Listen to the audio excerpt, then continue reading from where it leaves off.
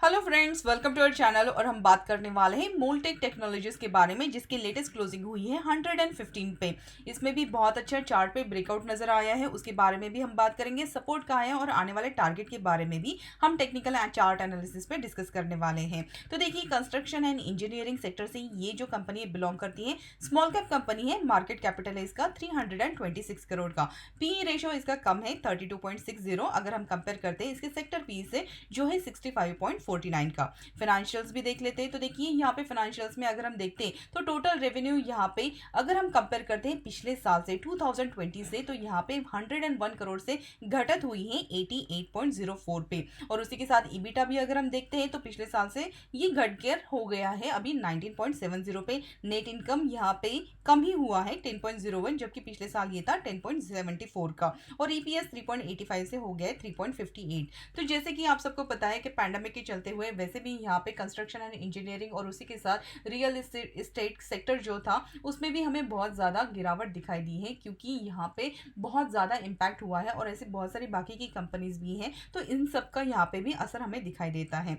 जैसे कि आप सबको पता है, यहाँ पे 2020 में पैंडेमिक के चलते हुए बहुत सारे ऐसे सेक्टर्स हैं जहाँ पे बहुत ज़्यादा कंपनी को लॉस उठाना पड़ा है, जिनमें से रियल एस्टेट है, construction and engineering, infrastructure, hotel management और ऐसे बहुत सारे बाकी के सेक्टर्स हैं जिनके स्टॉक्स में भी हमें यहाँ पे लॉस दिखाई देता है। लेकिन अब जबकि नॉर्मलाइजेशन हो गया है, बहुत सारी ये जो रियल एस्टेट, होटल मैनेजमेंट वगैरह जो कंपनीज है ये भी अभी पिकअप कर रही हैं, तो कंस्ट्रक्शन एंड इंजीनियरिंग यहाँ पे भी हमें बहुत अच्छा पिकअप दिखाई दे रहा है। गवर्नमेंट का फोकस भी हमारे इंडिया के इंफ्रास्ट्रक्चर पे है, तो बहुत ज़्यादा यहाँ पे कंस्ट्रक्शन के रिलेटेड उनके जो गोल्स है उसको यहाँ पे नजर रखते हुए ये जो सेक्टर है यहाँ पे भी हमें तेजी दिखाई दे रही है। अब देखिए, यहाँ पे अगर हम शेयर होल्डिंग के पैटर्न की बात करते हैं तो यहाँ पे प्रोमोटर की जो हिस्सेदारी है वो है 47.83% की। प्रोमोटर का प्लेज 0.09%, बहुत कम है।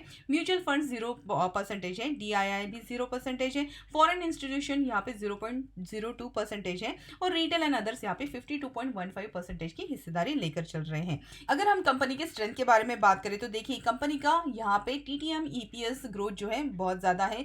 कंपनी के स्टॉक ने यहाँ पे 52 वीक हाई बनाया है। कंपनी का नो डेप्ट है और उसी के साथ पिछले 4 क्वार्टर से इनके रेवेन्यू इंक्रीज हो रहे हैं। और कंपनी की यहाँ पे नेट कैश फ्लो जो है पिछले 2 साल से इंप्रूव हो रहा है। बुक वैल्यू में भी इंप्रूवमेंट नजर आई है। और स्टॉक जो है इसने 20% से भी ज्यादा गेन हासिल की है। प्राइस में स्ट्रॉन्ग मोमेंटम है। वीकनेस की अगर हम यहाँ पे बात करते हैं तो आरओसी, आरओई, आरओए पिछले 2 साल से यहाँ पे घटते हुए नजर आ रहे हैं। नेट प्रॉफिट उनका क्वार्टर ऑन क्वार्टर बेसिस पे अगर हम देखें, और प्रॉफिट मार्जिन भी इसमें डिक्लाइन है। एनुअल नेट प्रॉफिट में भी यहाँ पे पिछले 2 साल से डिक्लाइन नजर आ रहे हैं। रिटर्न रेशियोज की अगर हम बात करें तो आरओई 16.34%, आरओसी 22.49%, आरओए जो है 13.11% हो गया है। पिछले साल से अगर हम कंपेयर करते हैं तो यहाँ पे कुछ खास इंप्रूवमेंट नजर नहीं आ रही है। ग्रोथ रेशियोज में अगर हम पिछले 3 साल का सीएजीआर देखते हैं तो यहाँ पे बहुत अच्छा इंप्रूवमेंट है। पिछले साल जबकि ये 32 था, अभी 32 से बढ़कर हो गया है 34.47 का। अब हम बात करते हैं यहाँ पे टेक्निकल चार्ट एनालिसिस के बारे में। तो देखिए, यहाँ पे मैंने इसका डेली चार्ट ओपन किया है और जैसे कि आप देख रहे हैं,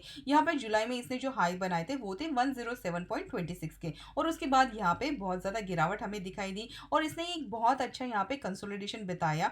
और यहाँ पे देखिए, जो इसने एक बेस बनाया है, एक काइंड ऑफ बॉक्स बनाया, इसकी जो सपोर्ट है वो टूट गए थे, लेकिन यहाँ से फिर से उसने बाउंस बैक देते हुए फिर से ये जो हमारा यहाँ का जो रेजिस्टेंस है उसका ब्रेकआउट रिसेंटली दिया। और ये ब्रेकआउट देने के बाद फिर से यहाँ पे कंसोलिडेशन हुआ। और आज का जो ब्रेकआउट हुआ है वो बहुत ही बढ़िया यहाँ पे ब्रेकआउट नजर आ रहा है। क्योंकि देखिए, ये जो यहाँ पे इसने जो चार्ट पैटर्न की अगर हम यहाँ पे बात करते हैं तो इसने काइंड ऑफ सॉसर पैटर्न यहाँ पे क्रिएट किया है और सॉसर पैटर्न का ये ब्रेकआउट हुआ है। तो यहाँ पे जो जिस तरीके का इसने कंसोलिडेशन किया है, बहुत ही हेल्दी कंसोलिडेशन है। जितना लंबा कंसोलिडेशन यहाँ पे होता है उतनी ही अच्छी अपसाइड रैली हमें यहाँ पे दिखाई देती है, क्योंकि यहाँ पे बहुत सारे लोग जो है एक्यूमुलेट करते रहते हैं स्टॉक को, और उसकी वजह से यहाँ पे जो कंसोलिडेशन है वो भी बहुत अच्छा हो जाता है। अब देखिए, अगर हम यहाँ पे वॉल्यूम की बात करें तो पिछले कुछ वीक से यहाँ पे बहुत अच्छे वॉल्यूम्स नजर भी आ रहे हैं। अब अगर हम यहाँ पे आने वाले टारगेट के बारे में बात करें तो हो सकता है ये जो स्टॉक है यहाँ से फिर से रिटेस्ट करे, क्योंकि ये जो स्टॉक है ये जो 20 मूविंग एवरेज और उसी के साथ 200 मूविंग एवरेज है उसके बहुत ज़्यादा ऊपर चला गया है। तो यहाँ पे अभी बाइंग की रिकमेंडेशन नहीं रहेगी, क्योंकि ये जो स्टॉक है इसने एक ही दिन में देखिए बहुत बड़ी रैली दे दी है।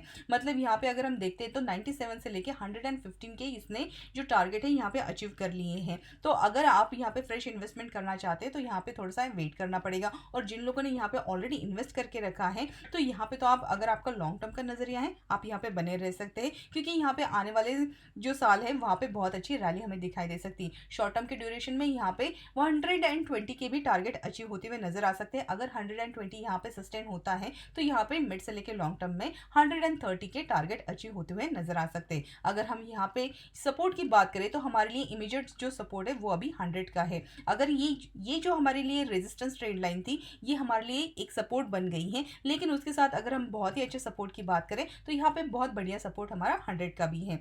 ये जो हमारी रेजिस्टेंस ट्रेंड लाइन थी उसका सपोर्ट 107 के आसपास अभी है।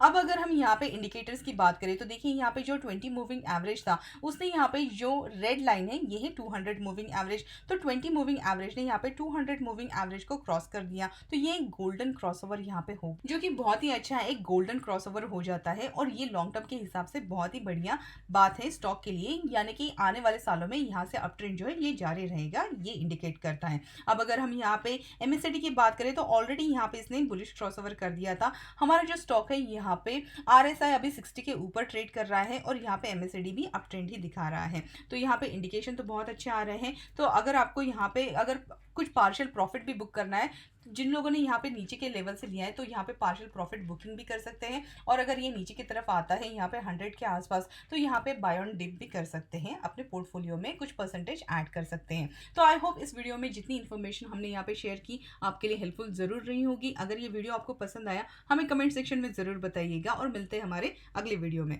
Thank you so much.